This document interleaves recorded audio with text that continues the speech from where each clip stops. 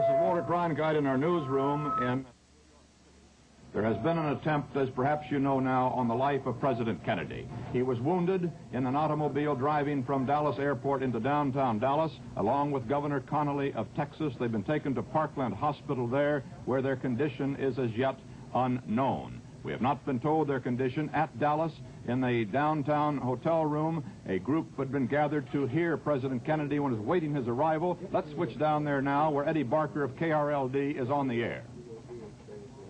As you can imagine, there are many stories that are coming in now as to the actual condition of the president. One is that he is dead.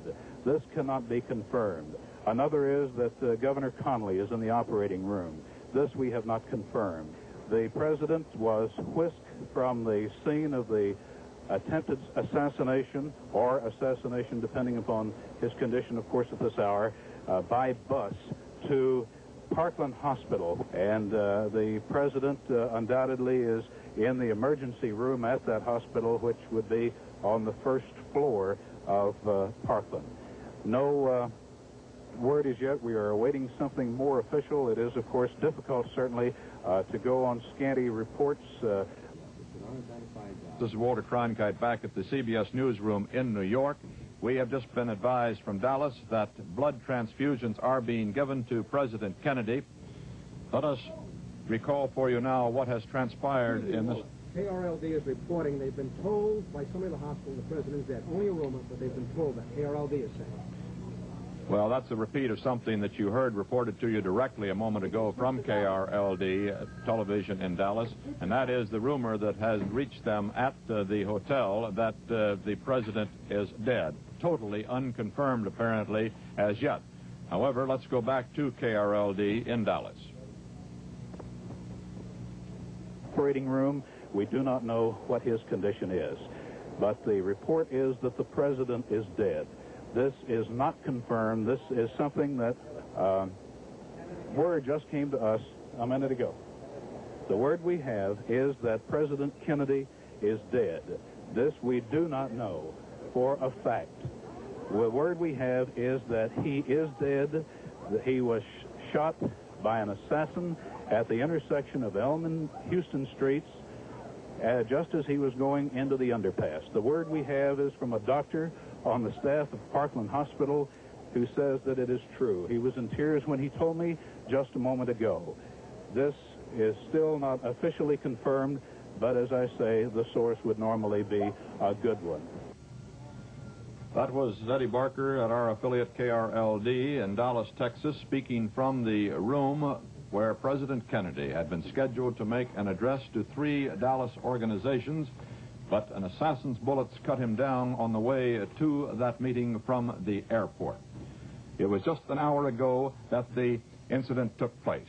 We have just learned, however, that Father Huber, one of the 2 priests called into the room, has administered the last sacrament of the church to President Kennedy. Regarding the probable assassin, the sheriff's officers have taken a young man into custody at the scene, a man 25 years old. We just have a report from our correspondent, Dan Rather, in Dallas, that he has confirmed that President Kennedy is dead. There is still no official confirmation of this, however. It's a report from our correspondent, Dan Rather, in Dallas, Texas. We're now going into that Dallas luncheon the president had planned to address. Let's go back. Prayers, we understand, are underway. That we may reveal that promise that shall be pleasing to thee. And that we shall... Vice President Lyndon Johnson has not been seen in the corridors of the Parkland Hospital. He was said to perhaps have been slightly wounded in the arm. Mrs. Lyndon Johnson says that the vice president, though, is fine. Throughout the streets of Dallas, the Dallas police had been augmented by some 400 policemen called in on their day off because there were some fears and concerns in Dallas that there might be demonstrations, at least, that could embarrass the president, because it was only on October the 24th that our ambassador to the United Nations, Adlai Stevenson, was assaulted in Dallas, leaving a dinner meeting there. From Dallas, Texas, the flash, apparently official, President Kennedy died at 1 p.m. Central Standard Time, 2 o'clock Eastern Standard Time, some 38 minutes ago.